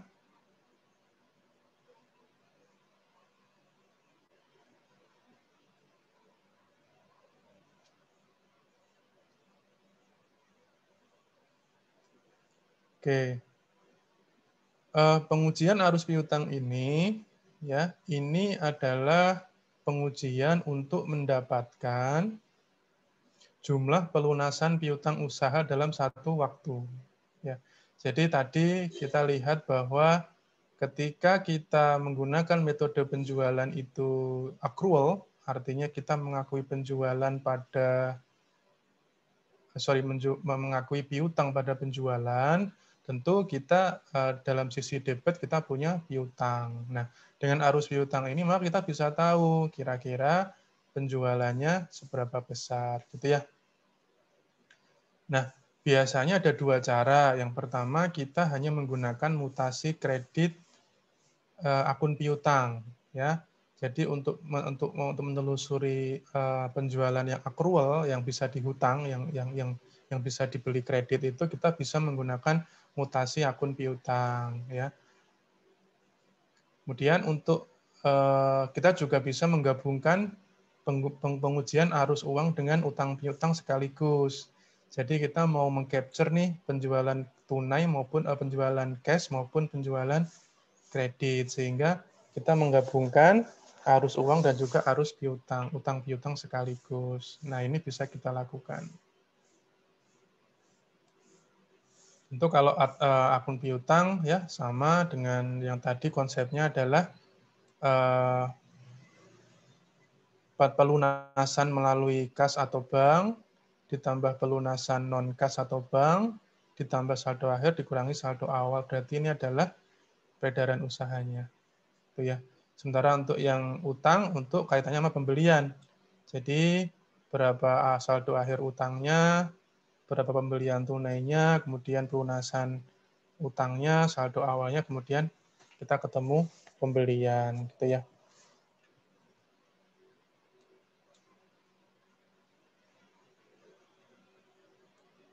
Oke, lanjut, Irta. Nah, sekarang kita masuk ke yang ekualisasi dan rekonsiliasi. Nah, ekualisasi atau rekonsiliasi ini adalah mencocokkan dua atau lebih angka yang punya hubungan satu dengan yang lain. Jadi kalau kalian sering, ya kalian sudah tahu ya rekonsiliasi fiskal membandingkan antara saldo menurut pajak dan juga saldo menurut akuntansi. Makanya ketika kita melakukan rekonsiliasi ini, kita harus mencocokkan pos-pos, ya misalnya penjualan, kemudian penyerahan DPP PPN, itu kan dua hal yang mirip ya, penjualan sama penyerahan. Otomatis nilainya juga harusnya head to head gitu ya, harusnya mirip. Meskipun tidak bisa sama persis karena ada satu dan lain hal, tapi kalau emang nggak ada hal-hal yang lain, harusnya dia sama persis gitu ya. Kemudian pembelian dengan perolehan ya, perolehan PDP PPN misalnya. Nah, itu bisa kita cek. Nah, biasanya saldo-saldo yang bisa kita ekualisasi atau kita rekonsiliasi biasanya adalah peredaran usaha dengan penyerahan PPN ya. Kemudian peredaran usaha dengan objek PPh pasal 22 atau 23 ya. Jadi ketika kita tahu bahwa ada penghasilan yang dipotong oleh orang lain, katakanlah kita punya data nih, ada dua PT, PT Harum dan PT Manis gitu ya. Kita lagi meriksa PT Manis misalnya. Nah, karena PT Harum itu juga melaporkan SPT massa PPh pasal 23 misalnya bahwa dia pernah motong PT Manis dari penghasilan sekian, pajaknya sekian, maka ketika di data kita masuk, kita bisa jadikan dasar untuk meneliti ke arah PT Harum Manisnya, apakah dia sudah melaporkan PPh atau penghasilan yang dia dapat dari PT Harum, gitu ya. Kemudian pembelian tentu dengan dasar pengenaan pajak masukan atau perolehan tadi. Kemudian banyaklah ya output ya. Biaya merupakan objek output. Jadi kalau ada perusahaan dia mengklaim ada biaya jasa apa? Jasa pembersihan atau jasa pemotongan rumput atau jasa apa, dia harusnya memotong PPh pasal 23 gitu ya. Hal-hal semacam itu. Itu bisa kita lakukan untuk namanya rekonsiliasi atau ekualisasi.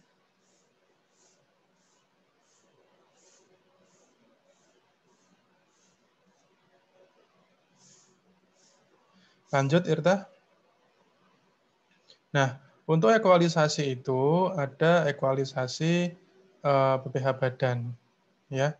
Jadi di sini kalian bisa dapat sebuah formula, ya. Intinya adalah ini untuk melakukan rekonsiliasi antara peredaran usaha dengan penyerahan BKP JKP.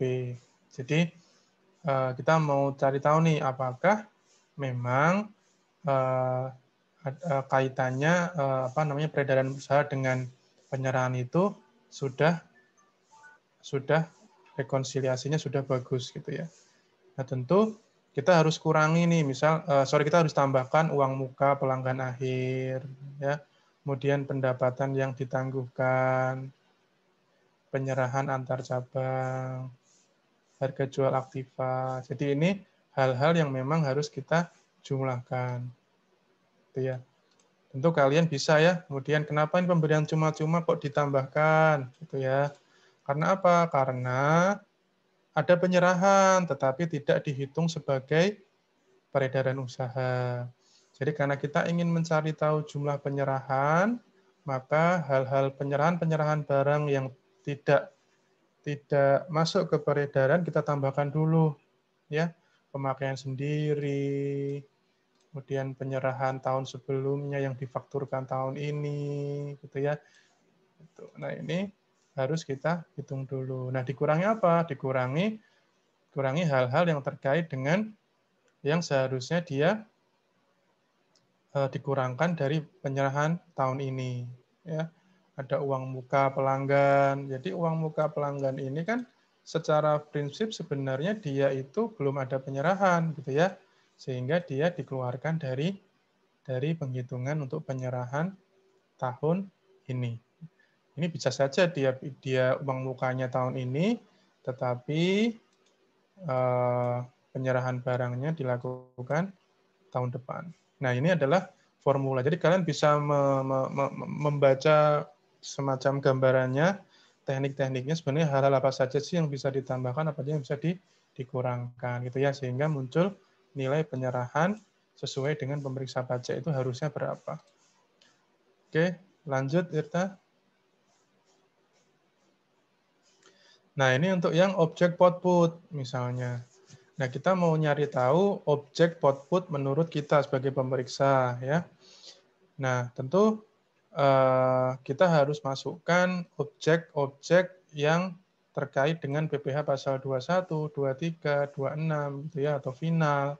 Kita masukkan, kemudian objek-objek lainnya masa sebelumnya itu kita keluarkan semua. Jadi yang tidak terkait dengan masa ini kita keluarkan. Kita ketemu objek pajak menurut pemeriksa untuk yang saat ini. Nah, ini adalah formula bagi kita untuk menghitung. Jadi tidak serta-merta ya kalian cocokkan peredaran usaha dengan penyerahan itu harus sama, itu nggak bisa. Kalian harus pelajari lebih detail lagi tentang uang muka, tentang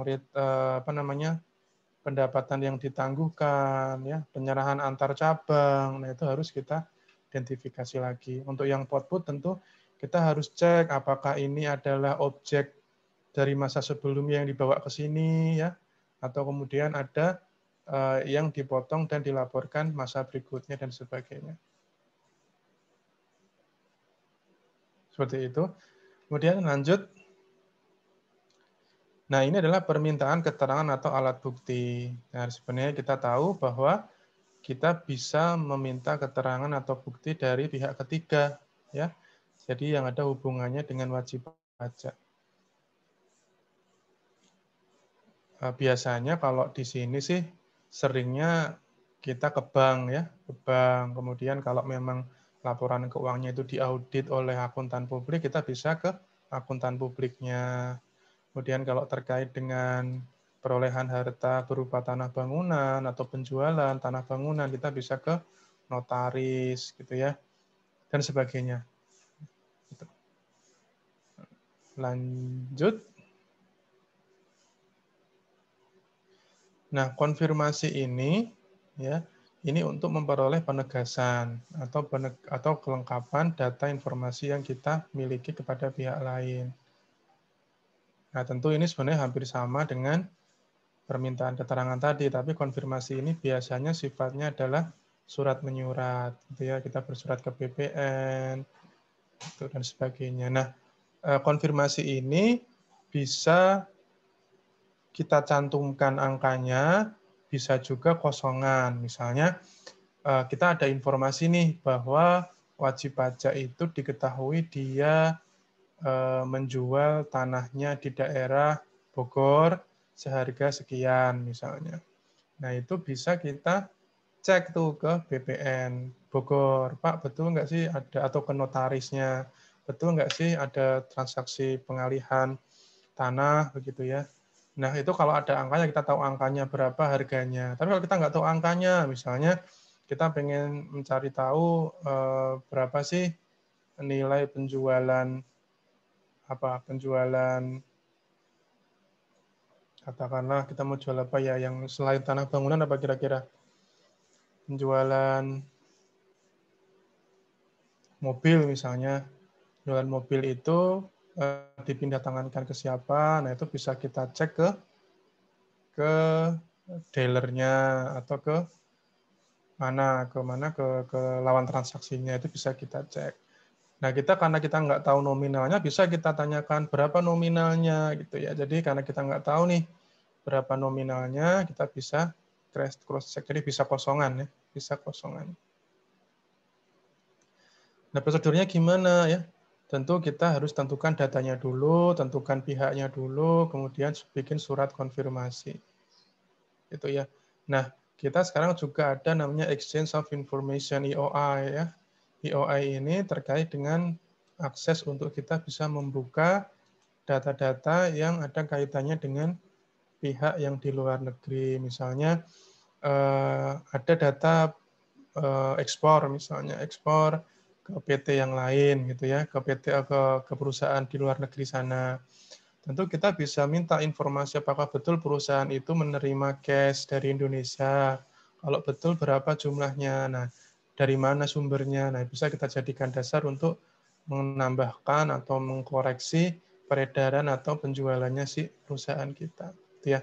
Dan ini exchange of information ini cepat sekali, tidak lama ya. Maksudnya cepat sekali itu kalau kita bandingkan dengan zaman dulu ya. Zaman dulu kan kita harus bersurat, harus diterima oleh sana harus nyari dulu. Kalau sekarang kita tinggal melalui aplikasi saja, aplikasi EOI, tinggal kita masukkan case-nya, kita klik, nanti udah sampai sana langsung ya, karena melalui aplikasi, terus mereka langsung memberikan feedback. Gitu. Nah, ini terkait dengan konfirmasi. Selanjutnya, Irta. Nah, sekarang terkait dengan inspeksi. Inspeksi ini adalah kegiatan untuk meninjau langsung ya. Kalau kalian dengar sidak, nah sidak itu inspeksi mendadak. Jadi kalian akan dilihat, ditinjau langsung nih. Ya, makanya inspeksi di sini adalah teknik ketika kalian langsung ke tempat usaha. Jadi kita bisa yakin bahwa informasi itu memang sesuai dengan kondisi lapangan, gitu ya. Kita bisa cek proses bisnisnya, bagaimana dia memproduksi barang, kemudian bagaimana dia mengirimkan barang, bagaimana dia mengemas, apa saja yang biaya-biaya apa saja yang keluar saat dia mengemas, saat dia mengirim, itu bisa kita cek langsung, gitu ya. Gitu. Kemudian lanjut. Nah, menguji kebenaran fisik. Nah, ini untuk meyakini adanya keberadaan, jumlah, dan juga kondisi harta yang dilaporkan wajib pajak. Biasanya berupa persediaan ataupun aktiva tetap. Ya. Pertama tentu kalian tentukan dulu aktivanya apa, kemudian bikin checklistnya, kemudian lokasinya di mana, kemudian tuangkan dalam BA, berita acara penghitungan, kemudian tentu kalian dokumentasikan di foto gitu ya, sehingga nanti bisa dijadikan bahan untuk laporan. Lanjut. Nah, ini terkait dengan perhitungan matematis. Ya, ini sebenarnya teknik yang umum lah ya. Kalian anak STAN tentunya sangat jago untuk hal semacam ini. Kalau nggak jago, nggak mungkin masuk STAN. Oke, lanjut ya. Nah, ini wawancara, interview ya. Kalian juga udah jago ini ya, sudah belajar di kemarin penelitian, tinggal prakteknya. Ada yang udah praktek wawancara belum untuk KTTA kalian? Belum? Udah, Pak. Udah, oke. Bagus lah. Jadi wawancara ini intinya adalah ngobrol ya, ngobrol, kemudian nyari informasi, kira-kira dia apa sih keterangan-keterangan yang dia lakukan ya, yang dia sampaikan. Nah, tentu wawancara ini tentu bukan hanya wawancara terhadap orang WP-nya langsung, tapi juga bisa kita lakukan dengan orang lain. Misalnya, ya katakanlah penjual kopi di depan pabrik misalnya. Itu bisa kita jadikan bahan wawancara. Pak, itu berapa truk sih yang masuk tiap hari, Pak? Berapa truk sih yang masuk, berapa truk yang keluar tiap hari, Pak? Gitu. Terus kalau istirahatnya jam berapa sih Pak pegawainya Pak? Masuknya jam berapa? Dari situ kita bisa ngitung tuh berapa sih biaya-biaya yang dikeluarkan sama dia gitu. Itu ya. Jadi semi-semi intelijen juga bisa. Kalian bisa lakukan itu. Kemudian lanjut. Nah, ini terkait dengan uji petik. Uji petik itu bahasa Jawanya sampling ya. Bahasa Jawanya sampling. Jadi di sini tentu kita ingin menguji sebuah transaksi atau bukti transaksi. Cuman kan karena transaksinya itu banyak sekali kan nggak bisa ya. Kita harus menggunakan metode sampling. Kalian sudah belajar lah cara mengambil sampel dengan metode statistik tertentu ya, dengan tingkat keyakinan sekian ya, dan sebagainya. Tentu sampling ini tidak kemudian serta-merta langsung kita terapkan. Artinya kalau kita sudah dapat data dari sampling, ini nanti hanya sebagai bahan penguji saja, bukan sebagai bahan untuk kalian langsung menembak WP. Kalian harus cari juga pendukungnya. Misal, oh ternyata setelah saya sampling, ini harusnya satu buah barang ini atau satu tipe barang ini sebenarnya ongkos produksinya tidak sekian nih. Terus dipilah-pilah, kira-kira komponennya apa saja. Pak, ini harusnya nggak segini. Penjelasannya bagaimana, gitu ya. Jadi kita tetap harus konfirmasi ke wajib pajak. Kemudian lanjut, ada teknik audit berbantuan komputer ya. Jadi ini adalah teknik terkait dengan bagaimana kita mengaudit atau memeriksa hal-hal yang ada kaitannya dengan sistem informasi ya. Tentu zaman sekarang ya wajib pajak sudah menggunakan aplikasi akuntansi ya, entah itu aplikasi yang sifatnya lokal misalnya cuma Excel atau aplikasi yang memang dia beli dari pengembang gitu ya. Nah, tentu apapun bentuknya kalian harus bisa melakukan audit berbantuan komputer ya. Ya paling minimal kalian tahu bagaimana menggunakan Excel, bagaimana menggunakan VLOOKUP, bagaimana menggunakan pivot ya.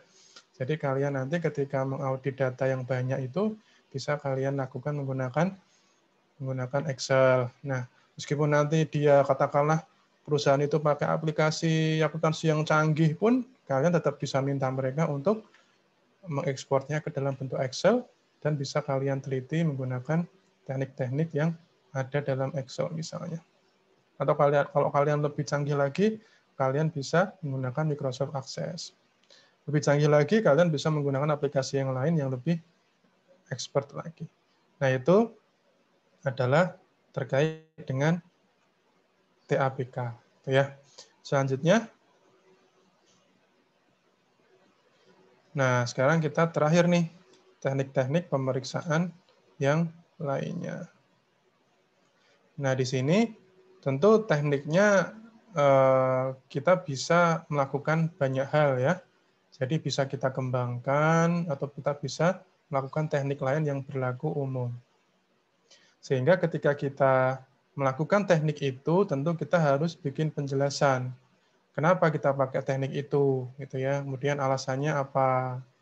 Sehingga ketika nanti kita membuat laporan dan kemudian ditanyakan, lebih-lebih ketika kita nanti dimintai pertanggungjawaban ketika pembahasan akhir, kita bisa menjelaskan dengan baik bahwa saya menggunakan teknik ini karena begini.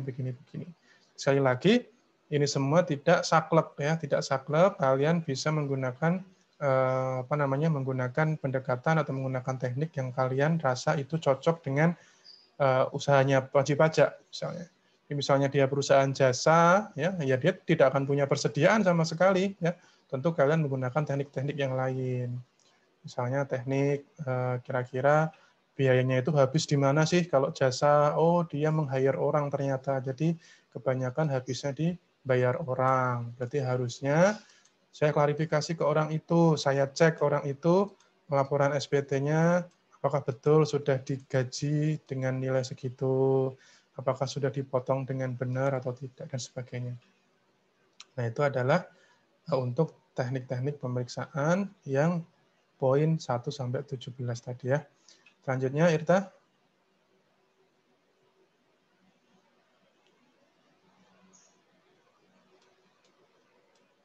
Oke. Nah, tentu semuanya itu harus menggunakan professional judgment ya, pertimbangan profesional dari pemeriksa. Kemudian semuanya tadi, tekniknya maupun prosedurnya tadi harus kalian tuangkan dalam kertas kerja pemeriksaan. Makanya kemarin di awal sekali saya katakan, sebenarnya laporan pemeriksaan itu tidak banyak, hanya 2-3 lembar atau 4 lembar. Yang banyak adalah kertas kerja pemeriksaannya yang bikin dia tebal. Dan syukurnya, kita bersyukur bahwa yang dibawa-bawa, yang dikirim-kirim itu hanyalah untuk yang laporannya. Sementara kertas kerjanya kita simpan di lemari. Sebagai suatu saat nanti misal ada permasalahan, bisa kita buka kembali. Itu ya. Lanjut, Irta. Nah, sekarang kita masuk ke pengumpulan data terkait dengan data PBB P3. Apa itu PBB P3? Ada yang tahu?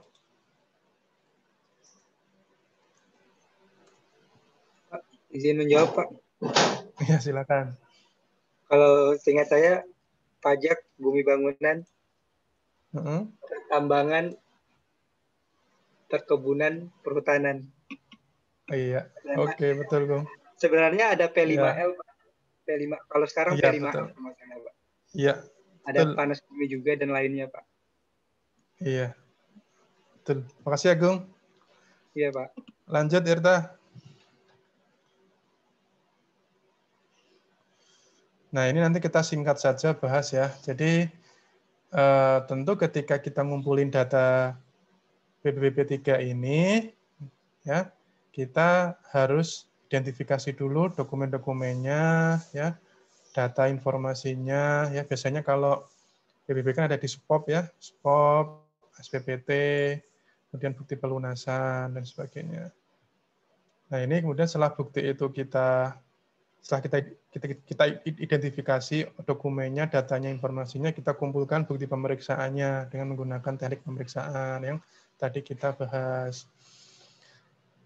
Kemudian apabila ternyata ketika kita periksa itu jumlah PBB yang terutang itu lebih besar daripada jumlah pajak yang dihitung berdasarkan SPOP, ya, tentu kita bisa mengeluarkan SKP PBB-nya, gitu ya. Lanjut. Kemudian terkait dengan bea meterai. Lanjut, Tirta, terakhir. Nah, tentu bea meterai ini kita harus cek tuh dokumen-dokumen yang seharusnya dia terutang bea meterai, tetapi dia belum dilunasi meterainya, gitu ya. Itu bisa kita cek menggunakan beberapa teknik. Biasanya sih ada alatnya khusus ya untuk ngecek apakah itu meterainya itu asli atau tidak juga bisa kita lakukan. Nah, tentu teman-teman untuk yang bea meterai ini sering apa ya? Mungkin salah satunya beberapa hal yang mungkin terkait dengan ini lebih condong ke arah pemalsuan kali ya. Artinya dia menggunakan meterai yang harganya murah yang dia beli dari Tokopedia, padahal itu adalah meterai yang palsu. Oke, bahannya sudah selesai yang pertemuan 4 ini. Kalau ada yang mau bertanya, silakan teman-teman.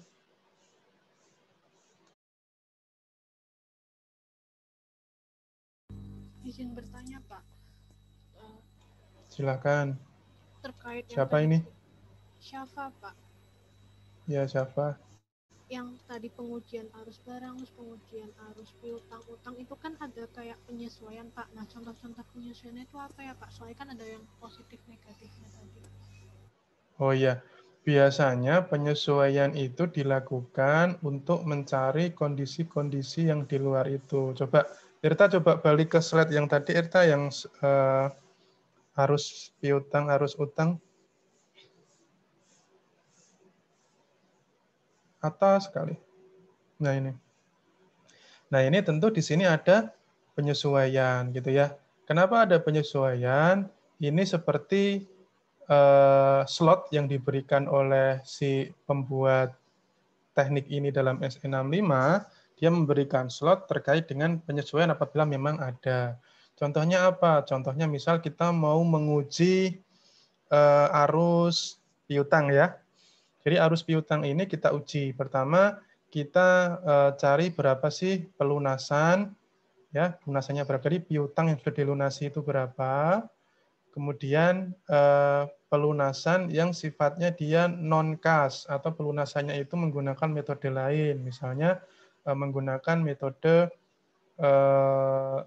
apa contohnya, misal seperti ditukar dengan barang yang lain. Jadi piutangnya hilang, tetapi dia mendapatkan ganti atas nilai piutang itu misalnya. Nah itu bisa kita masukkan dalam non-kas ini. Nah kemudian kita masukkan saldo akhir, tentu ya ini teknik yang sama. Kemudian kita kurangkan saldo awalnya. Nah kemudian di penyesuaian nih ternyata ketika kita telusuri lagi, ternyata dalam piutang usaha ini ada piutang-piutang yang memang dia tidak dalam rangka untuk mendapatkan penghasilannya, misalnya. Misalnya karena piutang ini terjadi karena dia memang sudah meniatkan penjualan kredit itu dilakukan untuk memberikan kemudahan bagi si memberikan bonus atau memberikan kayak apa ya, semacam agar dia lebih terikat pada kita gitu. Jadi karena dia memang ingin agar pelanggannya itu tidak pergi ya, dia ingin memberikan penjualan berupa penjualan kredit, tetapi dia sebenarnya sudah ingin memasangkan itu ke dalam, ingin memasukkan itu ke dalam piutang tak tertagih gitu ya, sehingga itu harusnya disesuaikan. Sehingga sebenarnya penyesuaian ini sebenarnya untuk mengakomodir hal-hal di lapangan yang ditemukan oleh pemeriksa, Syafa. Jadi kalau nanti ternyata di dalam, katakanlah kalau kalian sekarang kan konteksnya kalian dalam menghadapi sebuah soal kasus ya, maka kemudian nanti ketika kalian menemukan itu, kalian harus cek apakah ada hal-hal yang terkait dengan penyesuaian ini. Nah ini tentu beragam. Salah satunya adalah contoh tadi bahwa ada satu piutang yang memang dia diberikan atau penjualan kredit yang diberikan kepada pihak-pihak yang dia ingin agar dia tetap terikat dengan si perusahaan kita misalnya. Nah itu contoh kayak semacam commitment relation gitu ya, commitment relationship gitu ya. Jadi agar dia nanti terus beli ke tempat dia, maka ada 1-2 bagian dari piutang itu yang memang dia set supaya dia tidak perlu dibayarkan gitu. Nah itu secara real kasusnya ada di lapangan, sehingga sebenarnya ini hanya sebagai tempat untuk memberikan slot. Kalau kondisi seperti itu, maka itu harus menjadi pengurang ya. Makanya kenapa tambahnya adalah tandanya adalah positif dan negatif. Jadi tergantung seperti apa kondisi yang terjadi. Apakah itu bisa kita masukkan ke dalam penambahan peredaran atau sebagai pengurang peredaran misalnya. Atau misalnya dia ternyata ada satu kondisi yang mana ternyata itu seharusnya masuk ke dalam peredaran loh. Kenapa? Karena ternyata dia sebenarnya juga menjual itu misalnya. Misalnya dia sebenarnya orang yang katakanlah jualannya adalah jualan pot misalnya, jualan pot keramik misalnya. Nah suatu ketika dia ternyata juga menjual pupuk misalnya. Ternyata dia ketika dia itu menjual, dia juga jualan pupuk yang dia jual ke orang-orang itu secara kredit juga, dia piutang, dia tetap sebagai piutang. Udahlah nanti kapan-kapan kamu bayarnya kalau memang kamu mau beli lagi ke sini misalnya. Nah karena ada itu maka kemudian dia jadi menambah, karena itu akan menambah peredaran usahanya dia, gitu ya. Jadi ada kondisi-kondisi yang di luar di luar piutang dan utang yang memang terjadi di lapangan, gitu ya, Syafa. Baik, terima kasih Pak. Ya, yang lain silakan.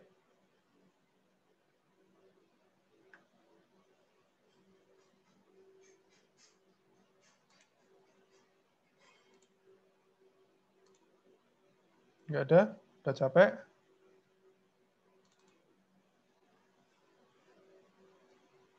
Oke, kalau tidak ada, nanti saya kirim ke Irta soal untuk pertemuan keempat.